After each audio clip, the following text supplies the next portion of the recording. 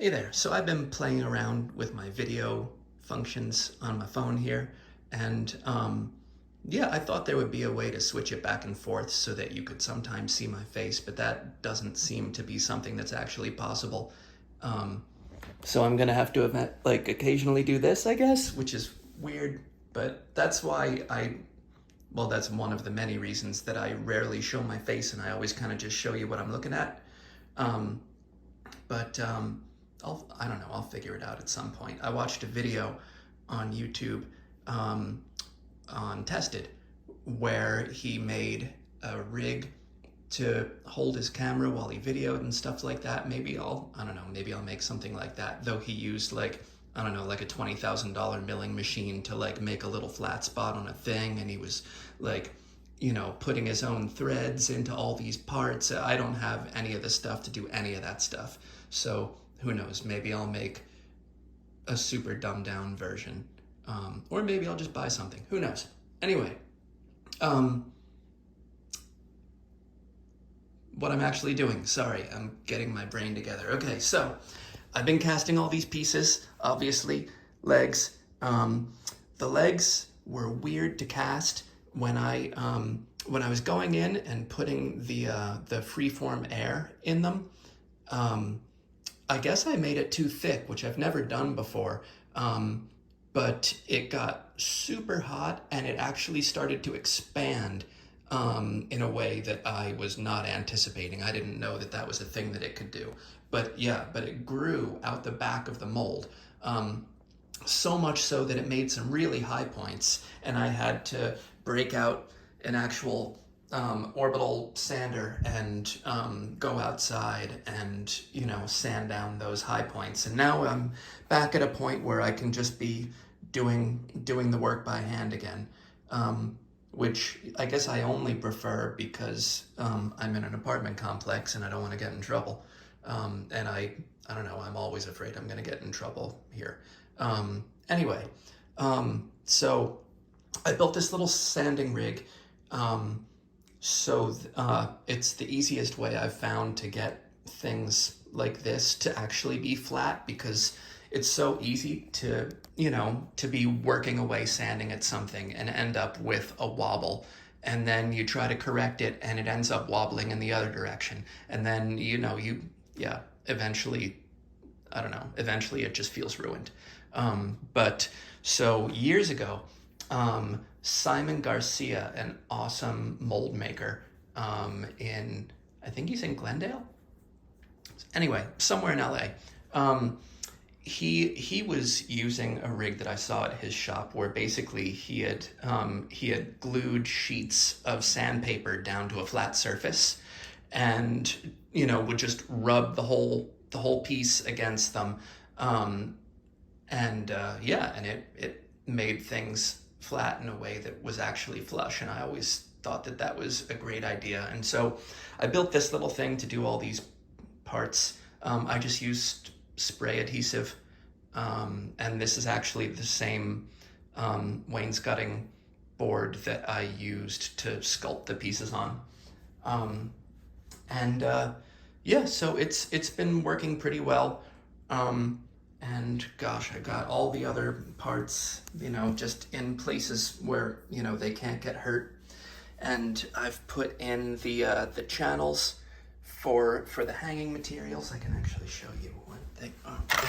It's the same ones that I used for the candle holding arms. Where does this go? This goes like that. And so, yeah, I'll just put that in there, and then the head of the screw slides up and it should be nice and flush. And I figured I just put that in upside down, but we can pretend it's normal. With those 2 points of attachment, I'm hoping that it'll stay really good. I ended up not doing the stuff with the wire. It just seemed like it was going to be overly complicated and potentially not work, so I didn't want to mess with that. I think this will go better. And here's the version that I did for the heads. Here's so you can see. Here they are. So all these parts have been coming out really nicely. And yeah, I guess I can pull these back out and show you what the chest is actually looking like. There it is. So yeah, I'm happy with the way it's all been coming out. And then with the hands here,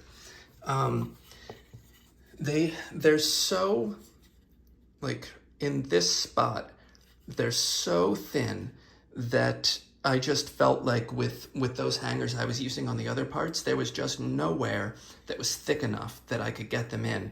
I would have to do it on the bottom, but I don't feel comfortable just because of, you know, the way that gravity works, especially with on these, what would be a single point that it would be hanging from.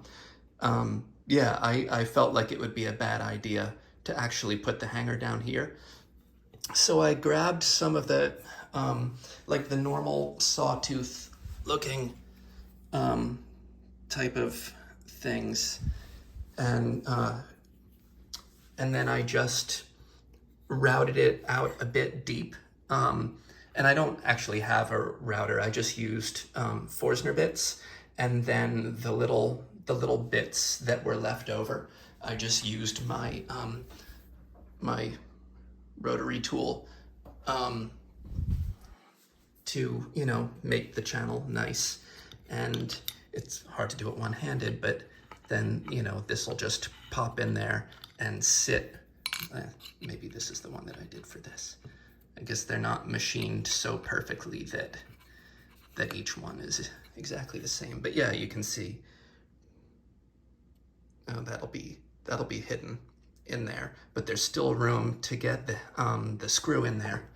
And if I need to, I can always, you know, make that go a little bit lower. So yeah, that's how these are. Oh, and this right there is the only air bubble I had on any of the pieces, was this one little thing right there. So I put some epoxy sculpt in there. And, you know, and it made me think, I always get the white Aves epoxy sculpt, and I don't know why I do that. I guess just out of habit. Or, you know, honestly, thinking back, it's probably because so much of the casting that I do is in resin that cures white, that when there's air bubbles, it's easy for this to be white to match that. But you know, I was thinking how much I would love to tint this black, but because this is already white, you know, really it would only ever get gray. And I didn't want to mess around with, you know, all the inks and pigments, you know, as I mix up the putty. But if I use the natural color, you know, that would get dark a lot easier. So I don't know, I guess I was thinking I should start getting the dark instead of the white, or the natural instead of the white. They do make a black of this, but it's almost never useful to me. And it gets black all over your hands whenever I use it. So yeah, I don't like that unless I actually absolutely need to use it. But yeah, so that's a lot of what's going on here. And gosh, what else? Yeah, I don't know. I guess as I've been going, like any slip-ups that I've had, one nice thing is that all the epoxy-based products, they tend to clean up really easily with isopropyl alcohol. I've been using 91% instead of 70, and I would like to use 99, but you know, they don't have that at pharmacies, and I'm not really going to specialty shops right now. So yeah, but it gets the job done. It cleans up any problems, any drips that go where you don't want them to go, and stuff like that. And yeah, the next step after these are all sanded and stuff like that is I'm gonna wipe them down with degreaser, and then prime them. And you know, the degreaser is important because yeah, because the primer won't want to stick to the parts otherwise. Yeah, and then I'll prime them and then actually attach the hardware, and then I'll start painting them. And really, the painting is just going to be just going to be some dry brushing, you know, potentially, you know, with the sponge work, like Dan Colonna was mentioning a number of videos back. And yeah, I guess that's a lot of what's going on. I mean, other than that, the other creative thing has been happening over here, and it's been for a Halloween costume. I'm going to a Muppet-themed Halloween party, and I wasn't exactly sure what to do for that, and I decided to be Floyd Pepper, the guitarist for the Electric Mayhem, and so I mean, it's all pretty much ready at this point. And so I bought these glasses and a lot of ostrich feathers, and so I built this, and it works pretty well. There's still some details that I want to fix and change about it. I mean, I guess he needs a little bit of a haircut in parts, but now that all of the things are attached, I'm afraid to trim any of it because I don't want to mess it up. I feel like, in this light you can see the amount of hot glue that I used to make this happen. But you know, at the party, no one's gonna care if there's some visible hot glue. And then I got this hat. I actually had this hat, but it never really fit right, and I didn't like it, so I figured it could turn into part of a costume. And then, yeah, again, I just hot glued all of these. Oh, and all of this is ostrich feathers. And then also, because I had gotten in the mood, I was watching some old episodes of The Muppet Show on TV the other night. And, you know, when you look at pictures of this guy on Google Images, everything is basically from the front. And so watching him in video, I discovered he has an enormous long ponytail, and this clearly does not have a great big long ponytail. And it's just too late to do anything about that. And I'm not spending any more money on ostrich feathers. It's gonna be Floyd who got his ponytail cut off, I guess. Oh my God, look at this ridiculous thread. The more I look at it, the more it seems, not ready for its close-up, but it's okay. It's just a fun costume. And then for the guitar, he's supposed to be a bassist, but all I have is this old Guitar Hero guitar, and some boots that are falling apart.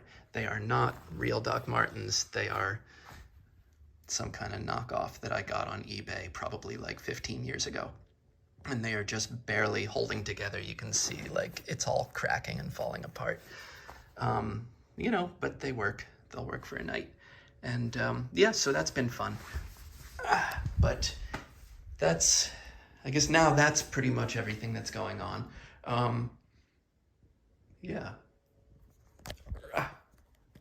All right.